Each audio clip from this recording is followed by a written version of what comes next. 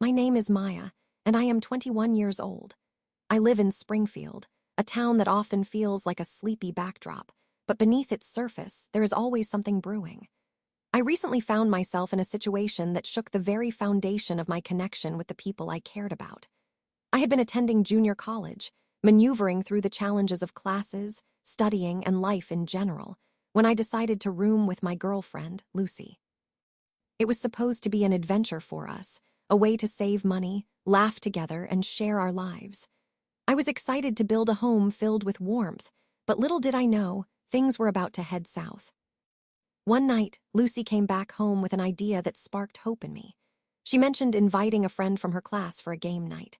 I was thrilled because socializing is one of my ways to unwind, especially after those long days filled with studying for midterms.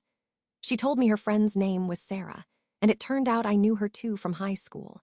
We had not been the closest of friends, but we got along just fine when we were in the same room. That fun evening unfolded with laughter, board games, and snacks, the essence of friendship that I cherished. Sarah fit nicely into our little circle, and it felt good to connect with someone from my past. As the weeks passed, Sarah became a regular feature in our home. I enjoyed our game nights, the dinners filled with laughter, and her stories that painted sunny pictures of her life. Yet I noticed that her boyfriend, Jay, tagged along infrequently. He always sat quietly on the couch, distant and disengaged, practically blending into the background. Sarah seemed eager to include him, but he usually made it awkward. It became increasingly clear that he did not fit in with our group. After he visited 2 or 3 times, thankfully, he found excuses to not join us anymore. Then one fateful day, everything changed. Sarah called Lucy, her voice trembling as she asked if she could come over right away. We immediately knew something bad had happened. Sarah arrived and shared a story that turned my stomach and made my blood boil. Jay had confronted her about spending time with us. His accusations had spiraled into verbal assaults, nastily questioning her loyalty. In a fit of rage, he pushed her back when she tried to leave. In the chaos, she tripped on the coffee table and landed hard, resulting in a painful bruise on her lower back. I was filled with anger as I listened to her recount the incident, and despite her insistence that Jay had never physically harmed her before, I could not help but feel a surge of protective rage building within me. I wanted to unleash my fury on him. I wanted justice for Sarah and every girl he made feel small, but I am not wired for violence. I may be taller and stronger than some, but I had never thrown a punch. So instead of a physical confrontation, I plotted my revenge. I worked at the college administration building, which provided me access to student records. It felt like an opportunity waiting to be utilized. As I walked through the halls of that building where I spent most of my time, I plotted quietly, a plan formulating in my mind. I was going to hit him where it would hurt the most, in his education. As the final drop-dead date came into view, I gathered the necessary information for this sinister scheme. Using the school system, which was very old-fashioned and still functioned mainly on landlines, I accessed Jay's student profile, his ID number, and all that I required to proceed with my plan. It was the last day to change schedules without facing consequences, and I seized that chance. On that day, I dialed the special enrollment phone within the administration building, and with a few keystrokes, I canceled every one of Jay's classes. But I did not stop there. I added courses with hefty fees, ensuring he would be unable to secure any documents from the school. It was beautifully orchestrated chaos. The reality of it hit me hard. Jay was a foreign student, and if he lost his enrollment status, he would be in serious trouble. Images of him scrambling to explain himself flashed through my mind, and a wave of satisfaction washed over me.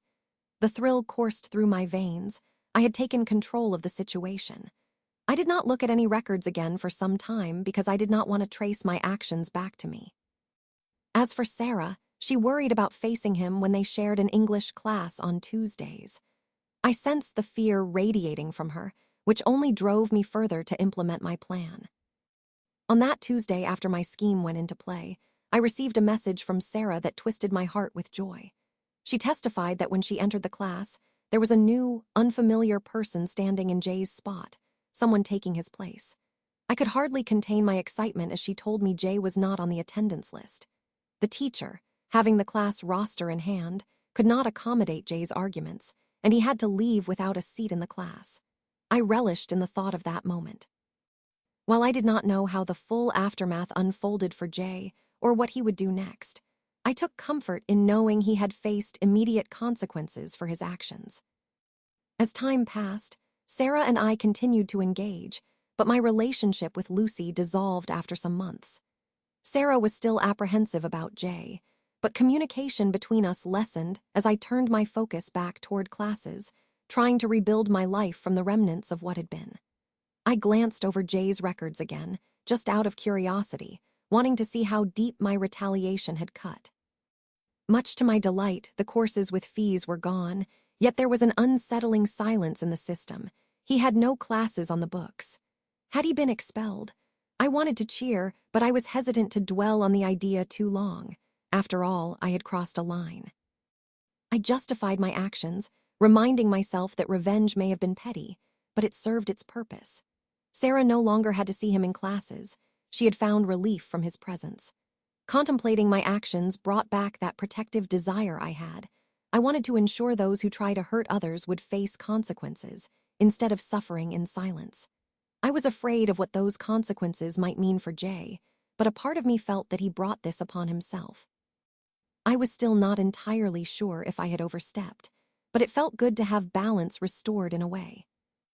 There would always be doubts lurking in my mind, whispering trite phrases of regret, but how could I truly feel guilt for protecting my friend?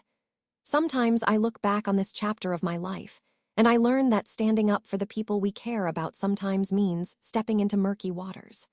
The relationships we cherish demand commitment, and we sometimes must confront the ones that would do them harm. I found my own strength in those moments, a mixture of resilience and resolve, even if it came wrapped in the robes of anger and revenge. In the end, I never did find out what happened to Jay. It remained a mystery, an unfinished narrative I could not fully explore. Yet that chapter taught me lessons in empathy, strength, and the fight to defend those we love. I learned that sometimes we must bear the burden of our actions as long as it means safeguarding others. The memories of Sarah's unwavering strength and the crazy twists of my own journey remain with me, encouraging me to carry forward in life guided by the values I had fought for. So remember, push me and I can tolerate it but mess with my friends.